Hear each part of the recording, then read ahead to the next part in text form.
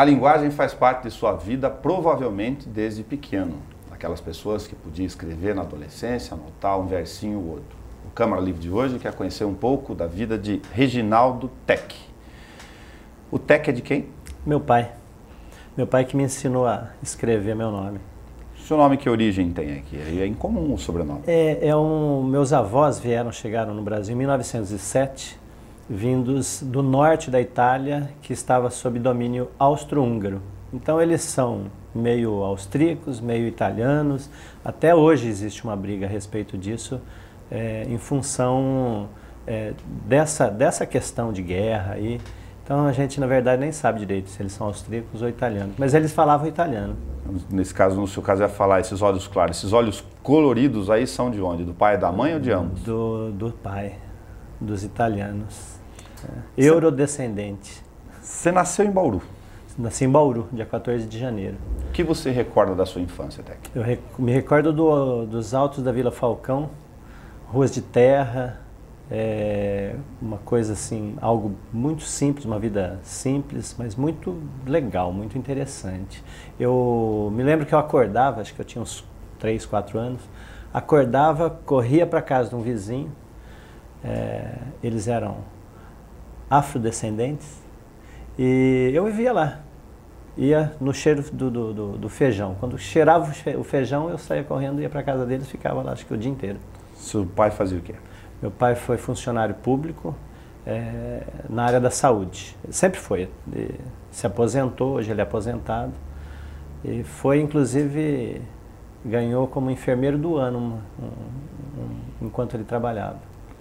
É comum em parte das famílias que têm origem em funcionários públicos aquela orientação do pai de filho, faça concurso público porque você vai ganhar estabilidade. Com você aconteceu isso? Sempre falou. Meu pai sempre defendeu isso, minha mãe também sempre. Mas eu não gosto, eu prefiro uma vida menos regrada nesse sentido. Eu prefiro correr o risco no mercado, prefiro estar no mercado de trabalho à vontade. Né? Eu fiz um concurso. Inclusive, quando eu entrei na Unesp, eu entrei antes de ser Unesp, eu estava lá antes de ser Unesp e não precisei fazer o concurso. Então, nunca tive vontade de fazer concurso público, mas pelo meu pai eu faria. Você nunca deixou Bauru, por alguma razão, nessa trajetória? Deixei uma... Quando eu me formei, assim que eu me formei, eu comecei a dar aula em cursinho pré-vestibular. E viajava muito, viajei para mais de 30 cidades do interior, dando aula em cursinhos variados, em escolas variadas aí. Mas uma vez, em 2003, eu fui para o litoral. Fui para o litoral num projeto do governo do estado, junto à Unesp, acabei ficando lá, morei lá por quase 4 anos e tive essa experiência, essa primeira experiência de morar fora e uma que eu tenho hoje, que é morando em Tupã. Que tal morar na frente do mar? Olha, é intenso. Morar na frente do mar foi uma das experiências mais lindas, maravilhosas que eu já tive. Você não consegue desligar o barulho do mar, isso é muito bom. O ruído do mar, da onda, e eu morava bem na frente do mar mesmo, bem na frente da praia. Então foi uma experiência fabulosa. E lá é diferente, lá é um lugar diferente, porque lá parece que o tempo é um pouco diferente, inclusive porque as pessoas têm um outro sentido da vida que eu não consegui descobrir direito, mas tem um outro sentido. Há efeito, então, da maresia sobre o comportamento das pessoas? Inebriante. A maresia eu acho que é algo que é pacificador. É muito interessante você morar na frente do mar. Inclusive porque, para mim, eu que sempre fui muito próximo às letras, à literatura, o mar para mim sempre foi poesia e depois virou uma poesia concreta.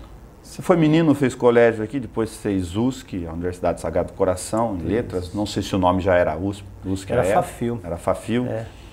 E aí tem uma questão de identificar com você na infância. De onde veio o estímulo para a leitura? Coisas que os professores, você é professor, pela própria natureza, estimula-se ou pede-se para estimular muito junto às crianças. No seu caso, como aconteceu? Eu gostava muito das aulas de português. Eu tive um professor no fundamental, né, que era chamado de primário, chamado professor Mauro. Não era primário não, era fundamental já o ginásio, né, professor Mauro. E ele ensinava muito bem, eu gostava das aulas dele, gostava dos textos, mas eu não tinha ainda essa vocação, eu achava, porque eu achava assim, eu olhava o professor dando aula, falava para mim, eu nunca vou conseguir decorar tanta coisa para falar para os alunos, então nunca vou ser um professor. E depois, quando eu fui fazer o colégio, quem me dava aula nessa área de português era o Luiz Vitor Martinello, que depois se tornou um grande amigo meu. E um dia, eu me lembro, o Vitor encostou perto da minha carteira, ele pegou um texto meu, uma poesia, aí ele falou, nossa, você escreve muito bem. Eu acreditei e continuei escrevendo. Eu achei que era verdade mesmo, continuei escrevendo.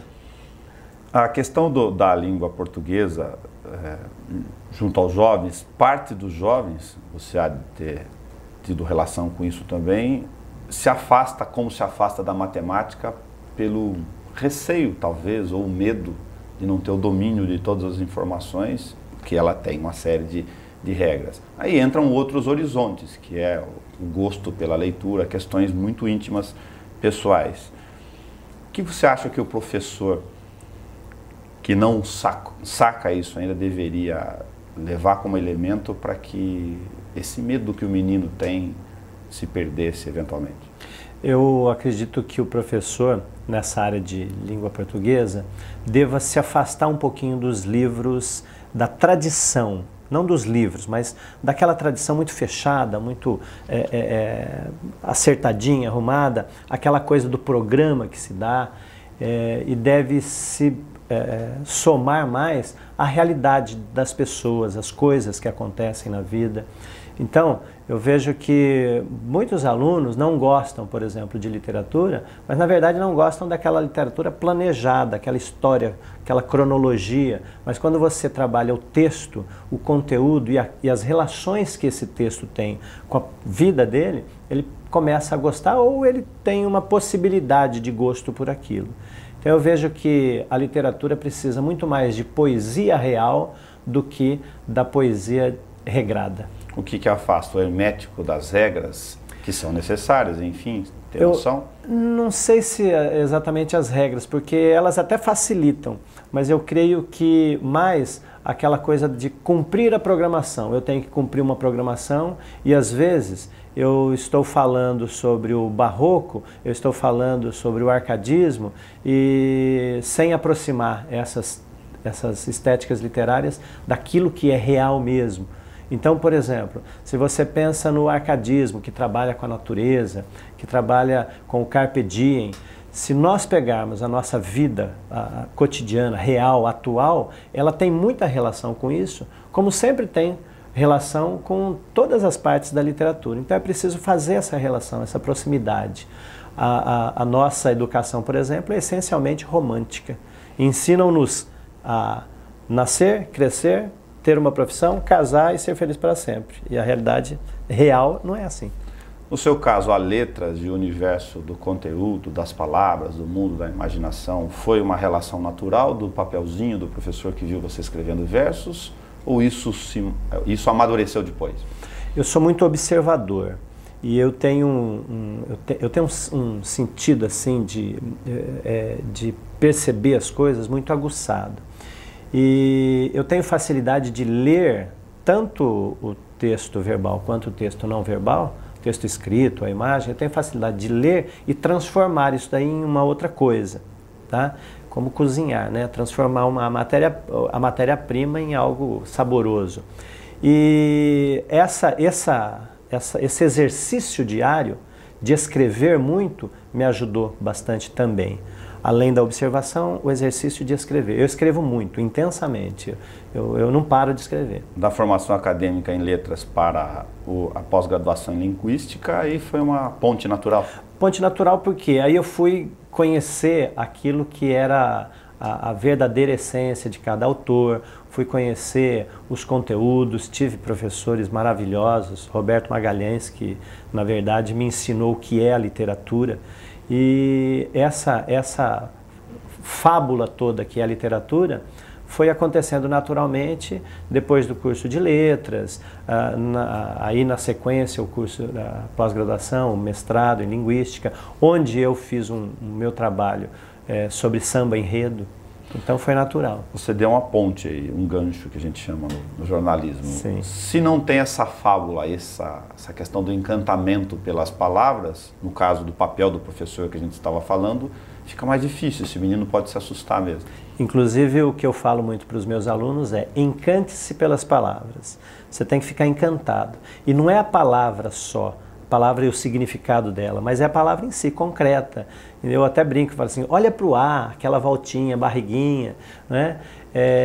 Inclusive para fazer com que esse aluno, essas pessoas que me ouvem, tanto nas minhas aulas quanto nas minhas palestras, percebam que você precisa criar uma dimensão maior das coisas, valorizar mais as coisas, inclusive a própria palavra. Se você não valoriza, você não se encanta.